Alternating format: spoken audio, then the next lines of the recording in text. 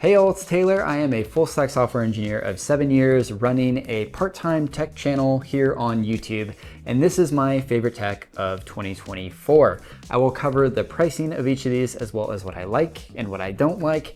I will have links to each of these in the description below, some of which will be affiliate links. This video is sponsored by MacPaul with their CleanMyMac and Setapp software. I will have affiliate links in the description below. Stay till the end of the video to learn more. First up is the Alienware AW3225QF. This is a 32-inch 4K 3rd generation QD OLED monitor, and it's probably my favorite device that I've reviewed all year. It has HDMI 2.1 ports, it's got NVIDIA G-Sync with VRR, the HDR is incredible with multiple options including Dolby Vision, and it's 240 Hz refresh rate with 0.01 milliseconds of response time. So the screen is super responsive. Pair that with the 4K, the OLED, and the HDR options, and the gaming experience is just next level on this monitor. Everything is incredibly immersive. It does have a curved screen, which I thought I would mind, but it really hasn't been an issue. It's not distracting, and I've really gotten used to it very quickly. The HDR options on the screen are phenomenal with multiple settings to choose from, so you can dial in your look. Great for content consumption. I really just wish it had speakers on the front of the monitor. That really would have been ideal, as well as a USB-C DisplayPort Alt port. Next up is the Keychron Q5 Max, and this is probably my favorite keyboard that I've used ever. It has a 96% key layout design, so it has the numpad. It's a full keyboard pretty much, and it has this very retro kind of look to it, which I love. That is awesome. It reminds me of keyboards from the 90s. And I think that look is just super cool. It also has keys that are for Mac OS, which is great because that's my primary OS that I use for work and video editing, so I don't mind that at all. It also has a volume knob, which is very nice. It turns very easily. It has a grippy texture to it, so it's nice to grab.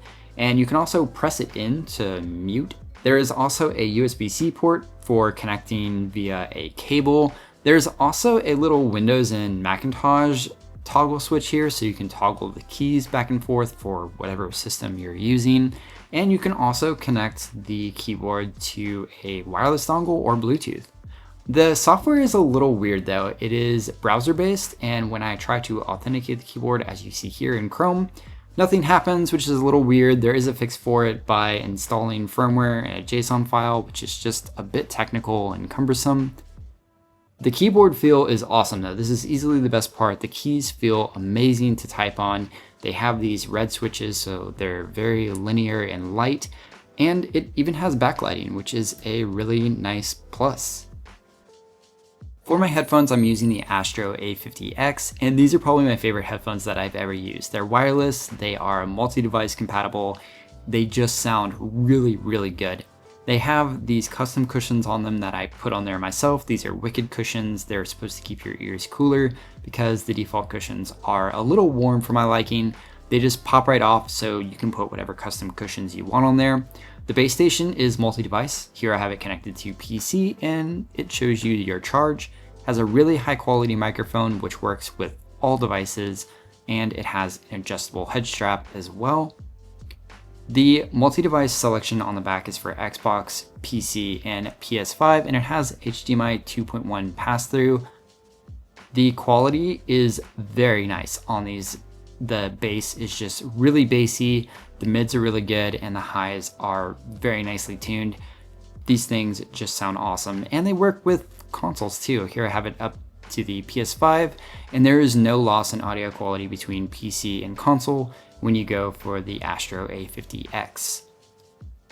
I really just wish the price of these wasn't so steep. That's really the only thing I would change about these headphones. Next up is the Steam Deck OLED. This kind of came out of nowhere in the middle of the year, and I have absolutely been loving my Steam Deck.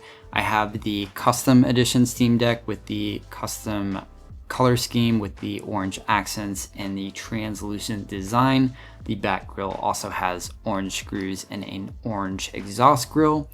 And I love the screen on this thing. It's OLED, it's 90 Hz, big improvement from the LCD screen. Everything is very fluid if you're playing games that will run on the Steam Deck to take full advantage of the frames per second like indie games, and the OLED blacks just look phenomenal. Not to mention that it has HDR too, which looks just absolutely insane. They improved the battery life as well, and they have a matte screen on this one, which is great for reducing reflections. Overall, I really love the Steam Deck OLED. You can't get the limited edition anymore, but you still can get the 1TB matte screen option, and I really recommend it. Next is the INNOCN 27A1S. This is a 27-inch W OLED monitor. I reviewed it a couple months ago and I really like it. It has RGB in the back, which you can change the intensity and the color pattern of. It is a 240 Hertz refresh rate, so really healthy refresh rate there, as well as 1440p. For ports, there's 2 display ports and 1 HDMI 2.0 in the back. Best of all, there's USB-C with 65 watts power delivery, DisplayPort Alt, and convenience features like a headset hook, as well as a charging pad in the stand where you can place your phone on. Never seen that before. I really like this feature. It also has 2 speakers in front for a total of 20 watts, 2 10-watt speakers, great for connecting a console to. Overall, the screen quality is really awesome for a mid $500 monitor. SDR looks really good, and HDR looks way better than I was expecting on this monitor. HDR really looks special. All these features combined, I really think this monitor is a great value if you're looking for a 27-inch 1440p high refresh rate monitor.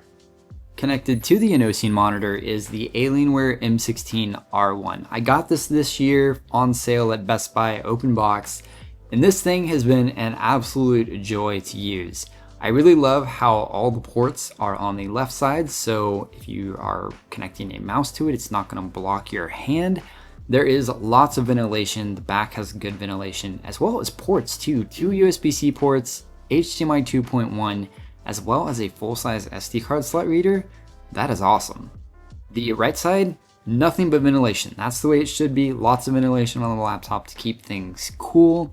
And that is necessary because this thing has a Ryzen 9 7845HX, which is a beast of a processor. This thing has like 12 cores, 24 threads, and it also has an RTX 4080 laptop GPU. Has 16 gigs of RAM. This is on the low side, but it is upgradable. And the screen is 240 Hertz. It is a 16:10 aspect ratio. It's a 16-inch display, and it is 1600p. So right in that 2K resolution space. The keyboard is excellent. One of the best keyboards I've ever experienced on a laptop.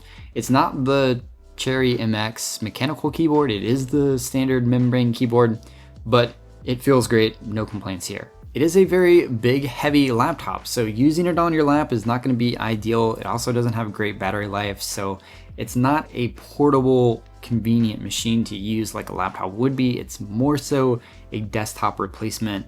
So if you're planning on using this as a traditional laptop, you're gonna have a bad time.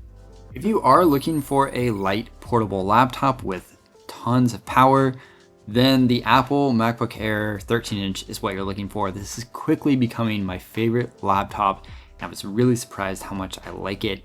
The keyboard is really nice to type on. It's as good as any MacBook Pro keyboard in recent times. The port selection is a little sparse with those 2 Thunderbolt ports on the side, but it does have MagSafe, which is a nice inclusion. Best of all, this laptop is just so dang small, light, and thin. You can easily lap this laptop. Battery life is great, so it's gonna last you for multiple hours. And that M2 chip is very powerful. Here I am editing 4K 10-bit 422 footage, which is not light footage at all. The M2 chip scrubs the timeline just fine. You can also code on this laptop as well. Obviously, if you can video edit, you can code, and the screen is a little small, I would say, for coding. The specs are the Apple M2 chip, which is the older chip, 16 gigs of RAM, so it is compatible with the Apple Intelligence if you're into that sort of thing.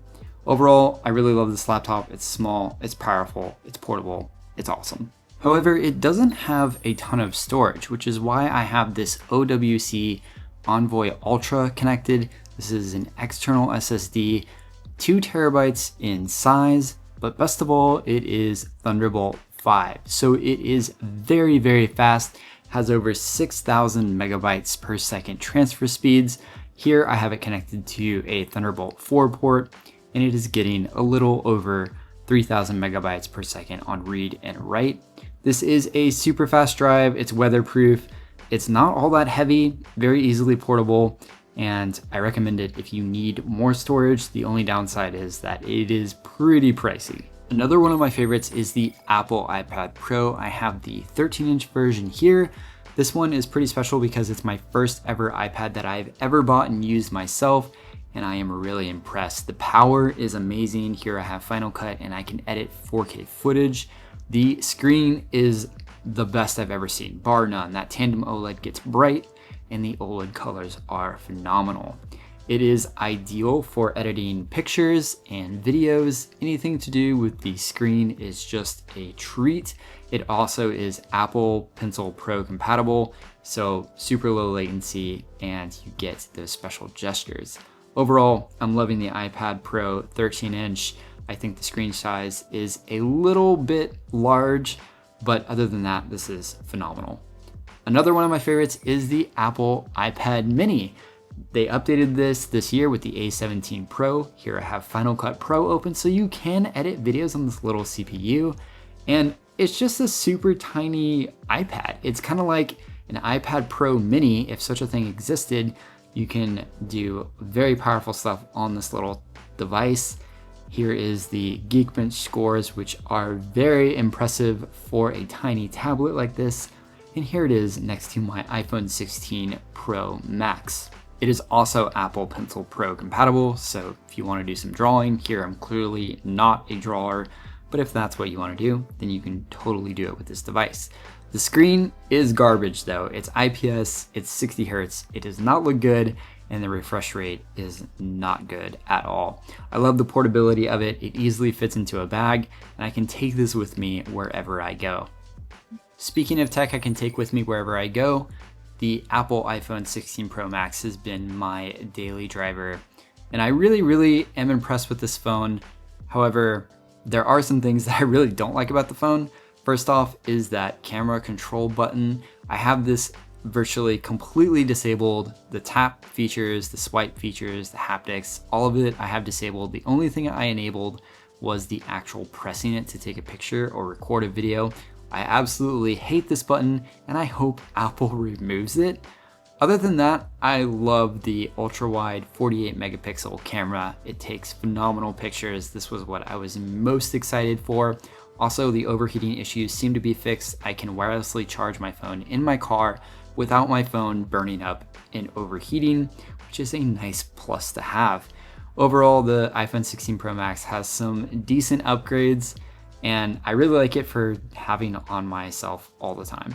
I have full dedicated video reviews of some of these in the description below, so be sure you check that for those reviews. And with that, I want to tell you about CleanMyMac.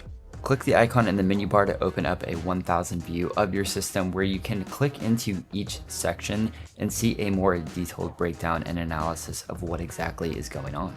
You can open the main app from this menu where you are greeted with various scans that you can run on the left side here.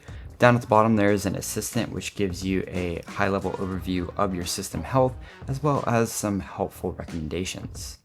The Smart Care scan at the top is a full system scan. This will scan for everything from junk files to malware to performance. And once it is completed, it will give you an overview of everything that needs to be cleaned up. If you like taking a finer tune approach, you can click into an individual scan, run it, and at the end it will give you an overview of the scan where you can go into each individual section and make fine-tune edits if you would like to. Personally, I run the junk scan all the time and it has been super helpful to freeing up space on my Mac. If you're itching for more great apps, that's where Setapp comes in. It's a subscription-based app marketplace with hundreds of apps to explore. There is recommendations for you, there's new arrivals, and recently updated apps. When you're ready to explore an app, click into it and you can add it to your favorites, you can share it, you can even view its version history, and finally you can see what other people are saying about the app. When you're ready to install, hit install and it will automatically install and open for you. You can also leave some feedback on the app or see exactly where it was installed on your system.